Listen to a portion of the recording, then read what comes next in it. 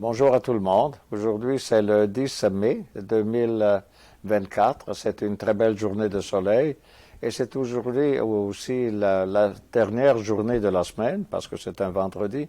Et c'est une semaine intéressante parce que des statistiques américaines prouvaient que finalement, on pouvait s'en aller ou espérer à une baisse des taux d'intérêt cette année.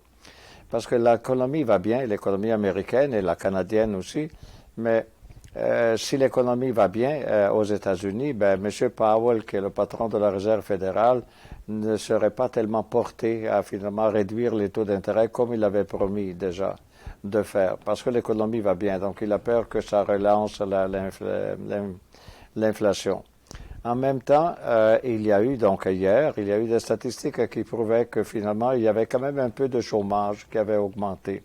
Pas beaucoup, mais ça prouvait que finalement, une augmentation, même légère, de chômage, ça veut dire que peut-être c'est juste le début de quelque chose qui peut-être peut être plus mauvais plus tard. Et donc, ça laisse l'espoir que les taux d'intérêt vont se mettre à baisser cette année. Et donc, ça, c'est la bonne nouvelle. Mais parce que nous, on est gestionnaire de portefeuille, donc on vit finalement toujours avec sur ces nouvelles. Je dois vous dire que c'est toujours comme ça. Là. Quand la nouvelle est sortie hier, qu'il y avait donc un peu plus de chômage que prévu, le marché boursier s'est mis à monter. Mais comment il monte quand on a... Mais c'est parce que pour le marché boursier, ce qui est bon, c'est que s'il y a un peu de chômage, M. Powell va baisser les taux, donc c'est bon pour l'économie, c'est ça que ça veut dire. Naturellement, aujourd'hui c'est vendredi et la journée se termine probablement, boursièrement parlant, avec pas nécessairement un nouveau sommet, mais nous sommes vraiment pas loin d'un sommet historique. Au moins on parle en parlant de l'indice de bourse S&P 500. De quoi on va parler? Parce que nous, on parle ici d'introduction au monde de l'économie. Et aujourd'hui, on va parler d'un concept qui est, ça paraît banal, et qui est le concept des biens publics et des biens privés. Naturellement, ça paraît, ben oui, un bien public, on comprend, un bien privé, on comprend, mais quand même, là-dedans, il y a toujours le gouvernement qui peut faire la différence entre les deux. Si vous regardez la toute première page, disons la page 2, finalement, de ce PowerPoint, on vous montre d'un côté un phare, donc le phare qui guide les bateaux finalement, ou qui permet aux bateaux de ne pas finir contre des rochers ou des choses comme ça. Donc ça, c'est un bien commun. On ne peut pas bien commun que le phare finalement pour aider les bateaux qui passent, peu importe le drapeau du bateau. Sur la droite de la même page, vous avez par contre la voiture, et ça, c'est là. Et une voiture, c'est un bien privé, c'est pas un bien collectif. Alors, le phare est un bien collectif et la voiture est un bien privé. Voilà, pour donner une définition plus précise de tout ça, à la page 3, il dit que donc les biens publics, ils sont disponibles à la consommation collective. Les exemples sont par exemple l'éclairage public. C'est vrai, l'éclairage public est disponible pour tout le monde. Ensuite, l'air qu'on respire pourvu que l'air soit bon. Donc, j'ai mis le mot pur pour dire l'air pur qu'on respire. Donc, ça, c'est un bien de consommation collective. Qu'est-ce que ça veut dire un bien de consommation collective? C'est que même si moi je respire le double de la respiration de mon voisin, c'est pas que je lui enlève de l'oxygène à respirer. L'oxygène, il y en a pas assez pour tout le monde. Il y en a bien avant.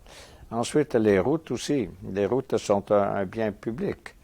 Sont un bien public parce que tout le monde, finalement, l'idée de fond, c'est que finalement, le bien public est quelque chose qui représente une consommation collective. C'est ça qui est marqué dans la feuille.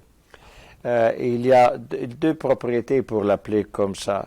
Une première propriété, c'est la non-exclusion, c'est-à-dire tout le monde peut en profiter. Par exemple, l'éclairage public, tout le monde en profite.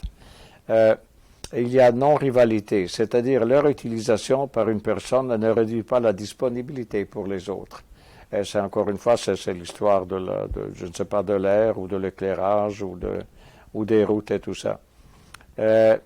Naturellement, il y a des choses à considérer là-dedans.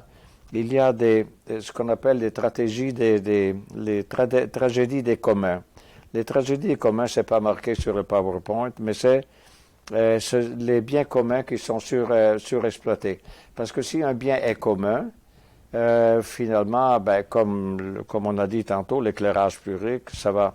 Mais la forêt aussi, mettons un parc, c'est un bien public. Donc, ça pourrait être comment dire, une exploitation finalement de qu'est-ce qui est sur la propriété publique.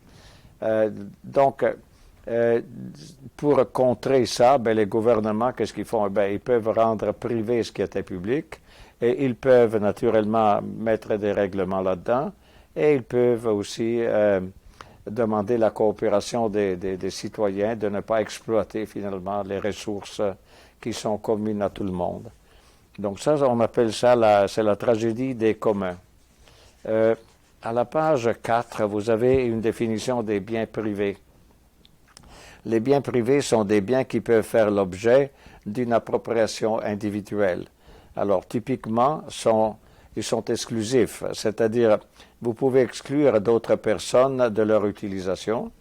Ensuite, ils sont rivaux, c'est-à-dire l'utilisation par une personne réduit la disponibilité pour les autres. Et donc, des sont le téléphone portatif qu'on a, le portable, ma maison, finalement. Ensuite, je ne sais pas, ma voiture. Ensuite, mes vêtements. Ensuite, ça peut être les aliments. Et finalement, les maisons. Finalement, tout ça, ce sont des biens privés. Et donc, encore une fois, ils sont exclusifs. C'est-à-dire, on peut exclure d'autres personnes de s'en servir. Et ensuite, ils sont, comment dire, rivaux, dans le sens que l'utilisation par une personne réduit la disponibilité pour les autres. Si moi j'utilise ma voiture, personne ne pourra utiliser ma voiture. C'est ça que ça veut dire. Pour continuer un peu ça, c'est qu'il y a finalement des défis quand même sur la fourniture des biens publics. C'est ça. Le problème du cavalier gratuit, ça vous êtes à la page 5. Le problème du cavalier gratuit. Un exemple, un parc. C'est quoi un cavalier gratuit? Ben c'est ça, c'est qu'il y a des gens qui profitent plus que d'autres. Par exemple, juste je vous donne un exemple. Ici, moi j'habite à Place Diouville. À Place Diouville, la place est devenue comme un mini-parc. Donc moi je profite du mini-parc. Je pourrais avoir des fenêtres qui donnent sur le parc et c'est beau. Rendu à un certain étage de l'édifice, finalement les arbres du parc créent, je sais pas, une belle image à la fenêtre de végétation, de verre et puis, enfin, c'est beau. Est-ce que d'autres peuvent profiter autant que moi? Non. Donc finalement, c'est ça que ça veut dire. Le problème du cavalier gratuit, c'est que moi, je peux utiliser la place Diouville mieux que d'autres peuvent l'utiliser, simplement parce que j'y habite. Ensuite, il y a le problème de la révélation des préférences. Est-ce qu'on peut savoir comment les gens, à quel point les gens, mais ça c'est le problème du gouvernement, comment les gens favorisent, mettons, un tel bien public plutôt qu'un autre? Est-ce qu'ils veulent avoir 2 parcs plutôt que d'en avoir un? Est-ce que c'est ça le gouvernement essaye toujours de savoir, finalement, un bon gouvernement, de savoir ce que les gens sont intéressés à avoir comme bien public, mais tout en ayant ce bien public, il faut que disons, il y a des priorités là-dedans, et c'est ça qui est difficile pour un gouvernement de savoir exactement c'est quoi la priorité. Vous avez des cas assez intéressants. Comme par ici, à Montréal, vous avez, par exemple, beaucoup de vélos à présent. On n'avait pas autant de vélos dans le passé. À présent, la ville a mis des vélos un peu partout. Je pense qu'ils ont copié un peu comme fait la ville de Paris. Et puis, c'est bien, les gens en profitent. Mais en même temps, ça réduit, mettons, l'espace pour les voitures dans les rues, au moins ici, dans ce quartier ici. Et donc, finalement, c'est ça, le problème de la révélation des préférences, c'est combien est important que les gens aient beaucoup de vélos par rapport au fait que ça empêche aux voitures d'avoir tout l'espace de la rue à disposition. Ça, c'est un cas vraiment typique. Si vous prenez la rue, par exemple, à McGill, ici, donc près de la place Diouville, vous verrez que finalement, on ne peut pas utiliser, malgré le fait que la rue est très large, il y a quand même deux parties deux d'un côté et deux de l'autre, dans lequel finalement de la rue, on ne peut pas le prendre en voiture parce que c'est dédié au vélo. Avec tous les problèmes que ça crée aussi dans la conduite de la voiture, parce que celui qui conduit la voiture habituellement est prudent, et tandis que celui qui est en vélo est parfois un peu comme s'il était en vacances. Et donc, surtout si ce sont des touristes qui profitent du vélo pour faire le tour de la ville et tout ça. Finalement, quel est le rôle du gouvernement dans tout ça? Eh bien, le rôle du gouvernement, c'est de fournir des biens publics directement et indirectement. C'est ça le rôle du gouvernement. Donc, des parcs, je ne sais pas, l'éclairage, comme on a dit, la défense nationale, par exemple, et ça aussi. Le gouvernement peut également réglementer la fourniture de biens privés. Donc, si à un certain moment, il y a des biens privés qui peuvent se nuire ou être en compétition avec d'autres, ben, il peut mettre des règlements là-dedans. Finalement, c'est un gros sujet, finalement, ce sujet des biens privés et des biens publics. Et voilà, on vous suggère aussi de le fouiller. Vous pouvez le fouiller sur Internet en mettant donc les mots-clés qu'on vient de vous dire ici. Et c'est tout pour aujourd'hui.